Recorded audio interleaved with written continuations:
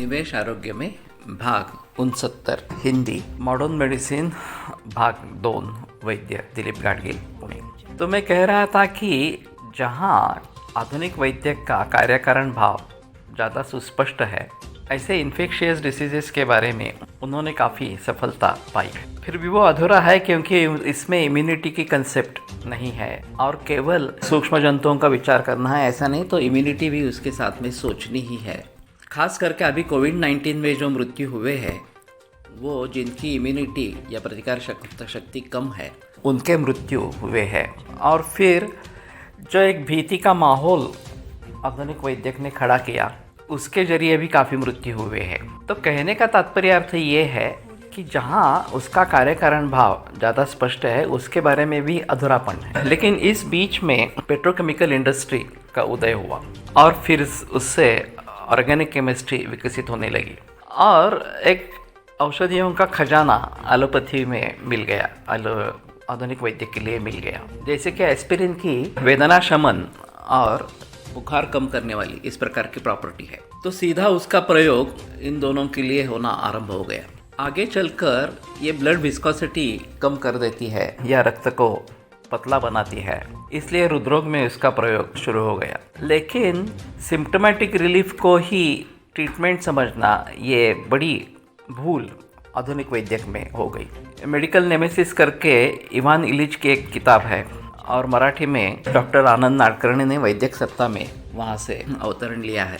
London में कोई एक व्यक्ति बीमार थी, सभी जुड़वों में दर्द था और सूजन थी और उसको मेडिसिन के रूप में 26 एस्पिरिन और 12 ऑक्सीपेनबुटाजोन इस प्रकार का डोज चालू था। जब उसको पता चला कि इसकी दवा वास्तव में विटामिन सी है और एस्पिरिन से विटामिन सी का नाश होता है, तो वो खुद जग गया मरीज। और फिर उसने ये कम करने के बारे में सोचा और विटामिन सी लेने के बारे में सोचा। एक डॉक्टर की सहायता से उन्होंने विटामिन सी की ट्रीटमेंट शुरू करी, जबकि 3 ग्राम ये हाईएस्ट डोज है और ज़्यादा डोज लेते हैं तो उसका किडनी पर बुरा असर होता है। तो भी इन्होंने 10 ग्राम से शुरुआत करके 25 ग्राम तक डोज बढ़ाया और रोगमुक्त हो गए।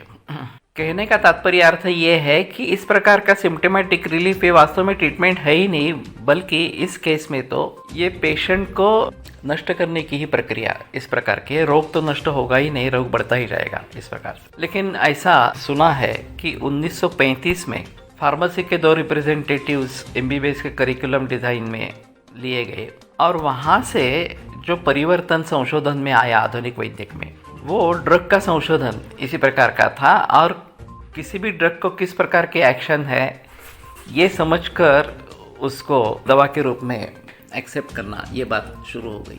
और फिर ट्रीटमेंट यानी कि दवा, ऐसा उन्होंने सभी जगह मान्य कर दिया या लोगों की मानसिकता बदल दी। अगर आपको थायराइड का प्रॉब्लम है, अगर आपको ब्लड प्रेशर है, अगर आपको डायबिटीज़ है, तो आपको कभी ये सोचना ही नहीं है कि इसके कारण क्या है, ये टालकर हम दुरुस्त हो सकते हैं क्या, ठीक हो सकते हैं क्या। आपको सिर्फ जन्म भर दवाइयाँ लेती रहनी है। फार्मेसी के लिए फ़ायदे की है बात है। तो यही सिलसिला आज भी चलता आ रहा है और रोग को मूल रूप से ठीक करने की बात ही नहीं होती।